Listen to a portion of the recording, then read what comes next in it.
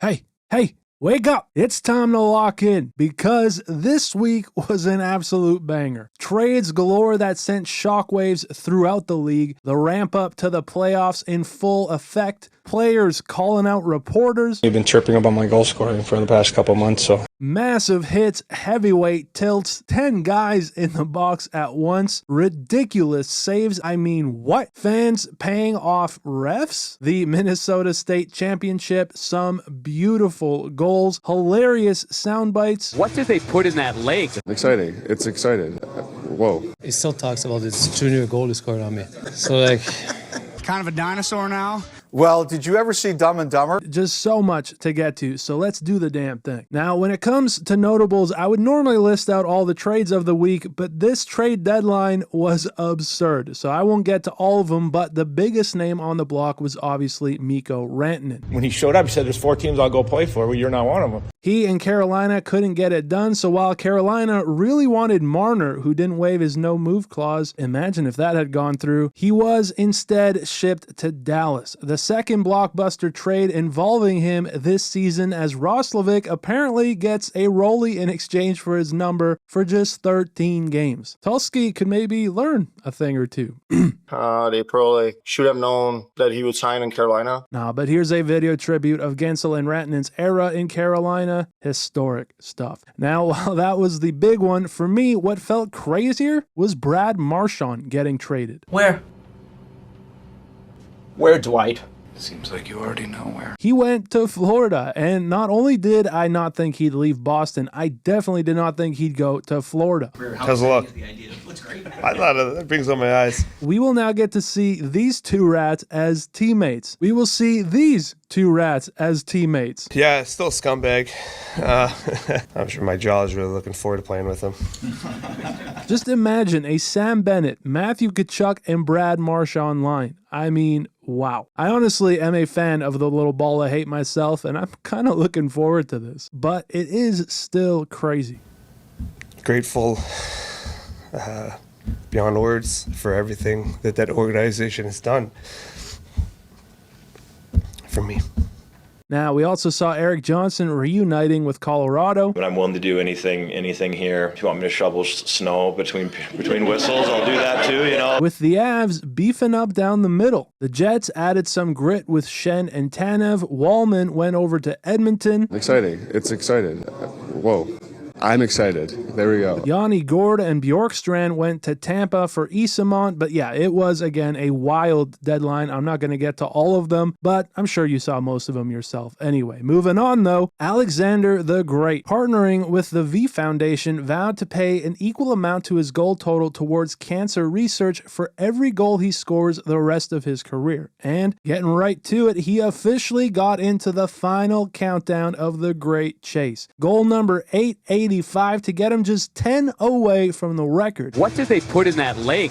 He is scoring at a ridiculous 0.7 goals per game before adding another last night, the backhand ENG, to secure his 1600th point. Goal number 886, as he's on pace to do it in early April, which, considering the leg earlier this season, how bad last season went, what a year it has been. And lastly, we saw Marc Andre Fleury play his final game against Sid and the Penguins, as Malkin would open the scoring against his pal and Crosby in the third scored as well in what wound up being the game winner. He'd add an empty netter for good measure, but it's just poetic. Sid and Gino the only goal scorers as they come up with the ultimate prank against the Flower. I'm going to hear about that one in a long time, you know. He still talks about this junior goal he scored on me. So, like... My friend, sorry. I can't believe it. I was like, you probably gave him no way. These guys get switched, man. Awesome stuff. But with that, let's move on to the nasty. And it was nasty. This came in Vancouver with Zegras being a pest all night. First went at it with O'Connor in the second, and then in the third, Zegras catching Garland late. He wasn't thrilled as they would drop the mitts. Two unlikely combatants going at it. Meanwhile, on the other end of the ice, Forbert and Lacombe with the third man joining in Trouba as Bluger then flew onto the pile. A whole lot of fun. Over in MSG, it was Lafreniere with a big reverse hit on Nick Dowd. We had Jones over in Edmonton sitting down Rantanen before the new Oiler Wallman laid a massive open ice hit also on Rantanen, who had a fun Dallas debut. In Detroit, Seider caught Sergachev a bit high on this one as he wasn't pleased about it, came back at the German with not one but two good jabs. And speaking of the fisticuffs, we had a heavyweight tilt between Wilson and Brady Tkachuk in Washington as the big boys went at it. Now, the complete contrast of that, Sherwood and Hartman, giving us maybe the worst scrap of the year. Just you try it. Oh, I'll try it. Just you try it. You'll feel it when I try it. I'd like to see you have at it. Would you now? Now, back in Washington, a dog pile in the Kraken end saw Montour and Carlson locking each other up. Duhaime had Cartier pinned to the ice as it was just pure chaos. Wilson all over it, and as a result, 10 players in the boxes at once. Quite the sight. And then, check this out. Pop. I mean, what? This is cartoon stuff. But all right, let's get to some quack ones. Over in Sunrise, Jonah Gadjovich casually clipping his nails. And in Buffalo, we had Bills head coach Sean McDermott casually whipping around the Zamboni. We, of course, had the Minnesota State high school tournament this week, which always produces the lettuce. I mean, the flows on some of these cats. Ooh, wow. And then, you remember last season when we saw this Pens fan pay off the Zebras in Ottawa? Well, we got the real deal this year in San Jose after a close call on this Anders Lee shot, which made it hard to tell if Forgiev went far enough into his own net or not. The officials had to take a look at it, and this fan decided to try and bribe him. $200 on the line, and it worked. They left the cheddar on the table, but this was pretty good. On the theme of officials, though, in Vancouver, Rick Tocchet had an all-time chirp. This is why you don't work the playoffs. And then we had a brutal announcer curse in New York. It's a shutout streak of over 134 minutes now. As inevitably, that streak came to an end real quick. Speaking of the Rangers, though, they scored not one, but two shorties on the same penalty kill against Columbus this week. Back to San Jose, this was pretty good. Will Smith had bet Tyler Toffoli that if they each scored a goal, as well as Celebrini, that Toffoli had to have a sleepover. And sure enough, the boys were rolling against Buffalo. All three got on the board, and a bet's a bet, as the vibes over in San Jose are just so good this year. And speaking of the good vibes, Burnsy's 40th birthday meant the whole Canes were rocking some beards. Kind of a dinosaur now. It's been a great ride, and hopefully a few more years. Having said all that, though, not everyone was so happy-go-lucky. Look at pouty lip Kucherov left off the power play. Oh, man. We also had Eric Holla snap back at a reporter. Well, I don't know. You tell me. You've been tripping about my goal scoring for the past couple months, so I don't know. Yeah, I mean, of course it's important. Getting back to the trade deadline for a second, it almost felt calming as a non-contender watching from the sidelines. But one pesky rumor, if you can call it that, is Crosby going to Colorado. What are the percentages of that happening? Well, did you ever see Dumb and Dumber? So you're telling me there's a chance? No.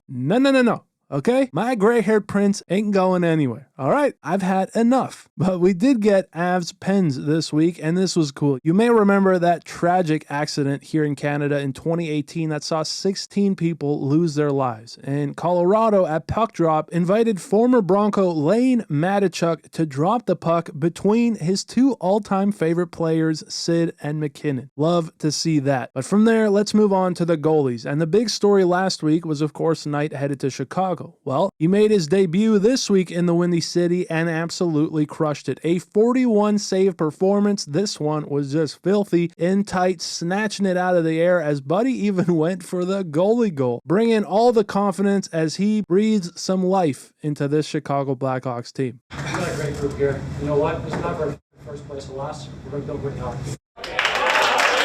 And while we did see the grade 8 get to 885, it damn sure wasn't against Linus Ullmark, who denied the Russian machine with a beautiful blocker stop. In Vancouver, this had to be the save of the week, maybe of the year, as John Gibson, from behind his back, snatched it out of the air. Just beautiful. Then we had Elvis against the Panthers with another beauty, pokes at it and makes a spectacular secondary save. Going back to Knight against Utah this time, he absolutely robbed Schmaltz of a surefire goal. And in Tampa, Vasilevsky, no, stay in your net. Oh, buddy, caught cheating and he pays the price. I think we should head back to the state tournament instead, where we saw Royals Wyatt Knott make an incredible save in the final seconds to keep him alive all the way across. Wow. Having said that, in overtime, it would be Kayla Pitsley advancing Edina anyway. Similarly, in Edmonton, while Stuart Skinner made a spectacular save against Rantanen again in his Dallas debut, he would be back for more, and this time he did get his first as a Dallas Star. And so with that, let's round it out with the goals of the week. I'll start with Larkin in Washington, where the captain from below the goal line, off the mask of Thompson, and in, what a beauty. We had Farabee in Dallas with a great move and a great goal, weaving, dangling, and lighting the lamp. Over in Edmonton, don't blink or you'll miss it, Connor McDavid doing Connor McDavid things, his first in 8 as he was flying. 2 games later, he was doing it also against Dallas, gets around everyone to the backhand and in. We'll call that McJesus magic. And for some silky smooth magic, we had Kucherov against Columbus on the fly, gets behind everyone before beating Elvis. We also had Michkov against the Jets, beating Eric Comrie for his 20th of the year as he became the first rookie to 20, and this is not a mistake. Cale Makar and Nathan MacKinnon against the Sharks and their former goalie Georgiev combined for an 11-point night in Colorado. Then for some college hockey, Penn State JJ Webush would take game 1 against Michigan in fashion, between the legs for the Hattie to take the game. Headed back to the high school tourney in Minnesota, Zach Zimmerman had a ridiculous goal against Edina, and in the AHL, Jacob Perreault for the Condors was just smooth with it. But as we head back to the National, they weren't all so pretty. Zadorov breaking the twig at the worst time, hands it to Seth Jarvis on a platter in the third, just 18 seconds left on the clock as Jarvis would take advantage. Will Cooley with some big brain energy had one go off his bucket and in as he'd score against the Islanders. And to finish it off, what's better than a Ian Johnston in Dallas with 3 against Binner, and it just so happened to be on his mom's birthday. I got one on my dad's birthday last year, so she told me it's time for me to get one for her this year. Awesome stuff. And one last thing I wanted to button up is the jersey giveaway. The entry period officially ended this week. The winner was drawn Kirsten P. from Vancouver with the 802nd entry. I got in touch with her, and the Canucks alternative Quinn Hughes jersey was her choice. So a huge congrats to her, and thank you to all of you. This giveaway was a lot of fun. But with that, thank you for watching. As always, I appreciate it very much, and I'll see you in the next one.